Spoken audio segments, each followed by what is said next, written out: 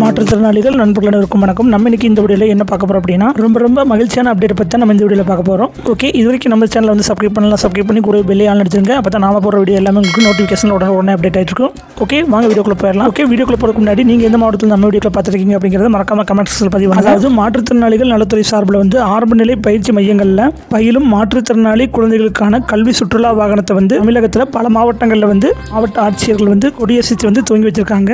அதாவது தமிழ்நாடு அரசால் வந்து மாற்றுத்திறனாளிகள் நலத்துறை மூலம் வந்து ஒவ்வொரு ஆண்டும் ஆரம்ப நிலை பயிற்சி மையங்களில் வந்து உள்ள 6 வயதுடைய ஆரம்ப கால பயிற்சி மையங்களில் பயிலும் பார்வையற்றோர், காது கேளாதோர் மற்றும் புறவுலா சிந்தனையற்றோர் மற்றும் அறிவுசார் குறைபாடுடைய குழந்தைகளுக்காக வந்து ஆண்டுதோறும் வந்து ஒரு நாள் கல்வி சுற்றுலா வந்து அழைத்து செல்றாங்க.